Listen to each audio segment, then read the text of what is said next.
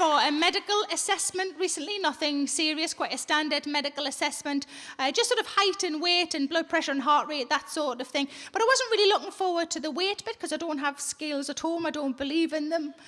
I do have kitchen scales now, and I'd be lying if I said I hadn't weighed anything of myself in them.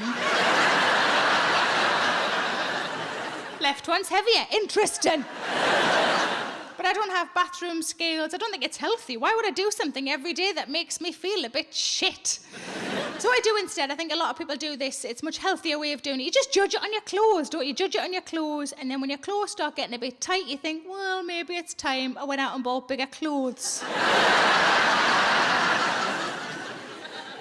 So I told the doctor I wasn't really looking forward to the weight, but he said, we still have to do it. I said, no, I understand. I'm just trying to think of a way to make it a bit more fun.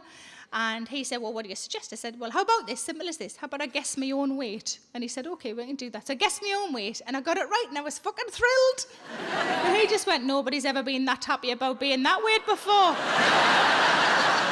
Which I thought was a little mean, so I said back, perhaps too loudly. And also, I don't know where this came from. It just fell out of my mouth. I just went, it's more important to be right than to be thin.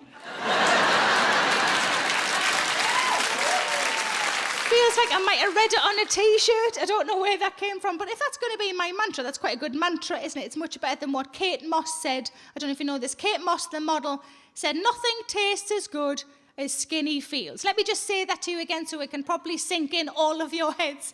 She said, nothing tastes as good as skinny feels. And I thought, well, she's obviously never had millionaire shortbread, has she? And my response to her would be, nothing looks as good as not being a cunt. But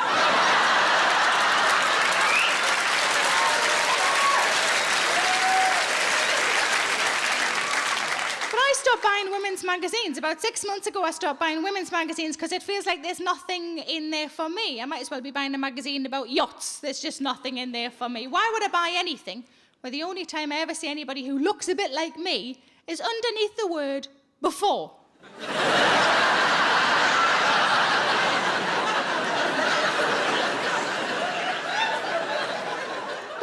Magazines always maintain that they're about improving women's lives, and it's bullshit because they never tell you just to see your friends more often or to read more books. It's always the physical things that we're supposed to do to ourselves, and the list of those things is quite ridiculous. You can have your eyebrows waxed, your eyelashes tinted, your skin darkened, your teeth lightened, manicures, pedicures, cleansed, toned and moisturised. I'm 38, I've cleansed, I've moisturised. I've no idea what toning actually is. Does anybody give us a woo if you do? A few of you. Does anybody shout out what it is? No.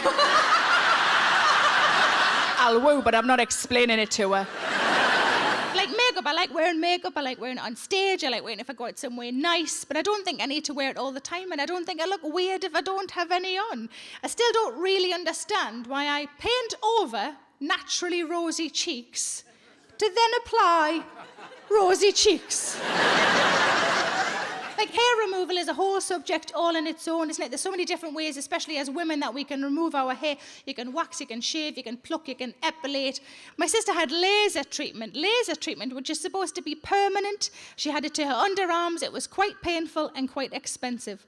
And after 2 months, the whole lot just grew back in. Which is terrible, but does go some way to explaining why James Bond was always so nonchalant when a laser was aimed at his cock and balls. Come back in a couple of months, man, I'll be champion. Realise I've made James Bond a Geordie. Maybe that's the future. Few cheers for a James Bond that's Geordie, how nice.